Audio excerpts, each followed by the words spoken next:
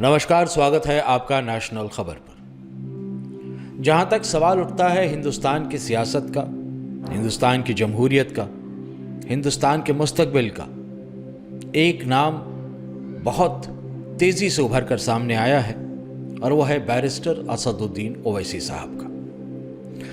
वो हिंदुस्तान में एक ऐसी मुहिम चला रहे हैं जिसे देख करके आपको ये तो मानना पड़ेगा कि मुहिम में दम है। वो हिंदुस्तान के इस वक्त के पॉलिटिकल अगर सितारों की बात कही जाए तो उनमें बहुत ऊपर वो अब आ चुके हैं। उन्हें कई बार लायन अर्थात शेर कहा जाता है और उनकी एक सबसे ख़ास बात यह है कि वो जब बात करते हैं तो आईन की बात करते हैं, हिंदुस्तान के मुस्तकबिल की बात करते हैं।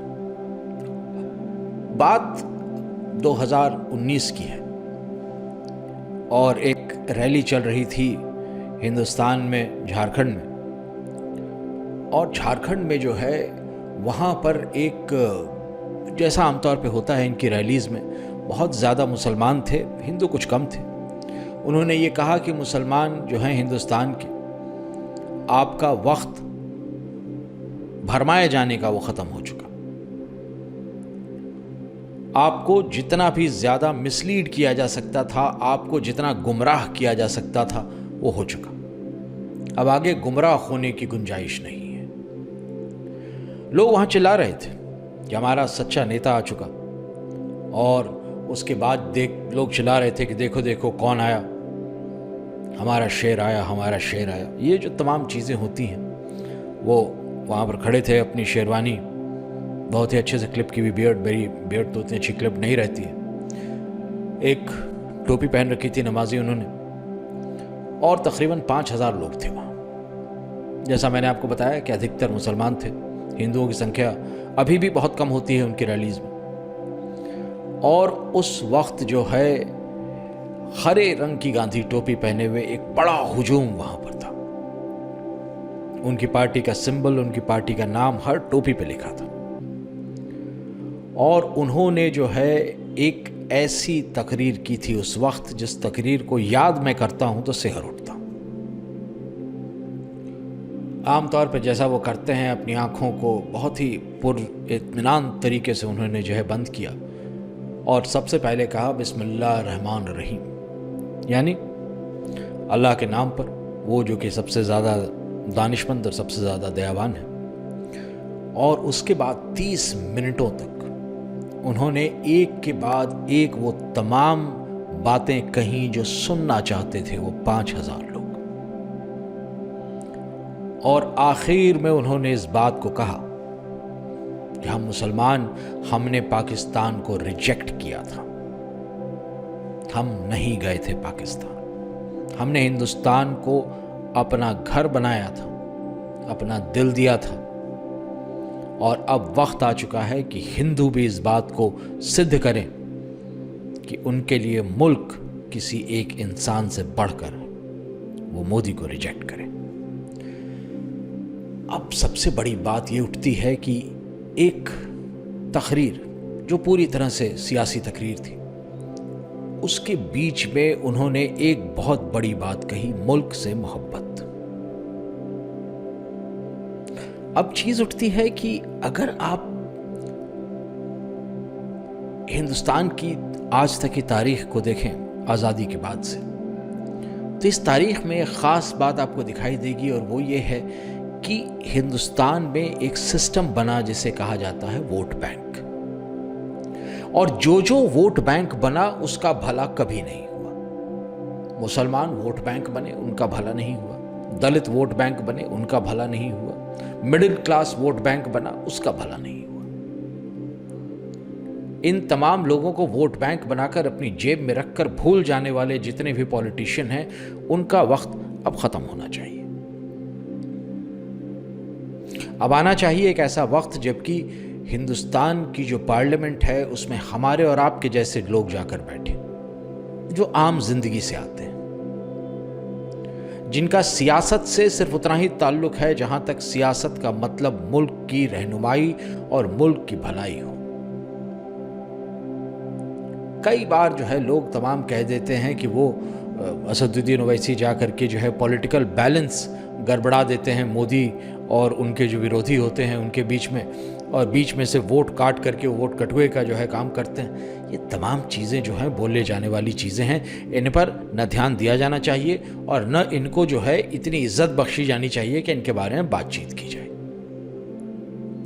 हाँ, एक ख़ास बात है, ऑल इंडिया मजलिस इत्तेहादुल मुसलमीन जो है, अगर ऑल इंडिया मजलिस इत्तेहादुल हिंदुस्तान बन जाए या भारत बन जाए तो बात और बेहतर हो सकती है, क्योंकि इस नाम में कहीं ना कहीं मेरे हिसाब से थोड़ी सी एक कशिश है, मुसलमानों के लिए ज़्यादा है और हिंदुओं के लिए खौफ है, क्योंकि कोई भी कौम दूसरी कौम को एक बड़े पैमाने पर बढ़ता हुआ देख करके मेरे ख्याल से थोड़ी सी घबराती ज़रूर है इस मुल्क में। क्यों घबराती है मुझे नहीं मालूम। अगर हिंदू आगे आते हैं तो मुसलमान घबराते हैं, अगड़ी जाति वाले आते हैं तो पिछड़ी जाति वाले घबराते हैं, जब पिछड़ी जाति वाले मुलायम और मायावती और लालू सामने आते हैं तो अगड़ी जाति वाले घबराते हैं। ये तमाम चीज़ें हिंदुस्तान में होती रहती हैं। क्यों होती हैं? गलत होती हैं। कैसे गलत होती हैं नहीं पता, क्योंकि ये चीज़ें जो हैं ये हमारे मेरे ख्याल से सोच में, हमारी जहन में बहुत भीतर तक हैं। इनका कोई बहुत बड़ा वो कारण नहीं है, ये एक रिफ्लेक्स एक्शन के जैसी है। हिंदुस्तान में इस वक्त जगह जगह पर मॉब वायलेंस हो रहे हैं, जगह जगह पर लोग मज़हब के नाम पर एक दूसरे को मार रहे हैं, गाय के नाम पर मुसलमानों को मार दिया जाता है। अभी दिल्ली में एक दलित व्यक्ति ने एक मुस्लिम लड़की से शादी कर ली तो मुस्लिम जितने भी अगल बगल के लोग थे उन्होंने आके पूरी दलित बस्ती में जो है हंगामा कर दिया। तो ये गलतियां हर तरफ से होती हैं, चाहे वो हिंदू कर रहा हो, चाहे मुसलमान कर रहा हो, अगड़ी जाति वाला कर रहा हो, पिछड़ी जाति वाला। जब तक ये खून खराबा और खौफ की जो है राजनीति और खौफ की ज़िंदगी चलती रहेगी तब तक किसी का कोई भला नहीं होना। आप लाख सीए लेकर के चले आइए, आप 4 लाख एनआरसी लेकर के चले आइए, लाख नियम कानून बना डालिए, आप जो है खौफजदा कर दें लोगों को, कानून से बोलें कि अगर आप फला काम करेंगे तो आपको फांसी हो जाएगी, लोग फिर भी वो काम करेंगे, क्योंकि बच के निकलने की गुंजाइश बहुत होती है। कई बार रहनुमाई जो है आपके जो पॉलिटिशियंस होते हैं वो करते हैं आपकी, और आपको बचा के निकाल लेते हैं। इन तमाम चीज़ों को जब तक दूर न किया जाएगा तब तक ये तकलीफ़ रहेगी, और ये बात ख़ास तौर पे तब समझ में आती है जब आप असदुद्दीन ओवैसी के ऊपर लगने वाले आरोपों को देखते हैं।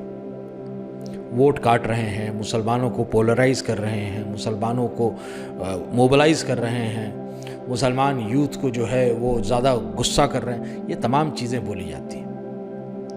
ओवैसी ने अपना गुस्सा जो है वो कभी भी मजहबी तौर पे नहीं निकाला है। पहली चीज़ तो गुस्सा उन्हें आता बहुत कम है, जब आता है उस वक्त भी वो तंज करके और अपनी बात को धीरे से रख के निकलते हैं।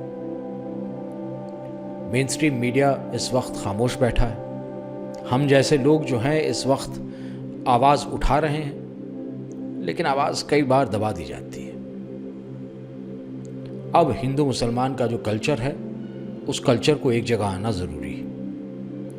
ये चीज़ कभी भूलनी नहीं है कि हम हज़ारों साल से एक दूसरे के साथ रह रहे हैं, और अब जो है ये वक्त आ चुका है कि हम सारी चीज़ों को भूल करके मुल्क के बारे में सोचें। ऐसी हालत में रहनुमाई हर एक की ज़रूरी होगी।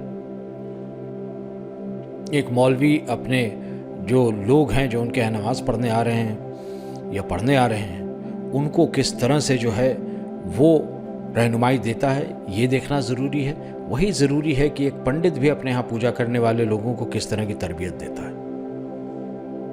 ये आज हमारा मुल्क के तौर पर सबका एक बहुत बड़ा काम बाकी है कि हम इंसानों को पैदा करें, हम इंसानियत पैदा करें, और यही चीज़ मेरे ख़्याल से अगर थोड़ी सी मैसेजिंग को तब्दील कर दें असदुद्दीन ओवैसी तो वो इस बात में बहुत आगे जा सकते हैं। वक्त अब सिर्फ जय भीम और जय मीम का नहीं है, वक्त है जय भीम, जय मीम, जय हिंद का, जिससे सारे लोग एक छतरी के नीचे आ सकें, सब मिल करके एक पतंग उड़ा सकें जिसमें सारे रंग हों, हरे भी, गुलाबी भी और केसरी भी। ये सारे रंग जब एक जगह आएंगे तभी जाकर के मुल्क बनेगा, ये मेरा मानना है। और इसमें असदुद्दीन ओवैसी का आगे बढ़ कर के अपने आप को एक हिंदुस्तान में सभी मज़हबों का रहनुमा बनाना बहुत ज़रूरी है। आपका क्या ख्याल है इस बारे में, लिख करके ज़रूर बताइएगा हमें कमेंट सेक्शन में।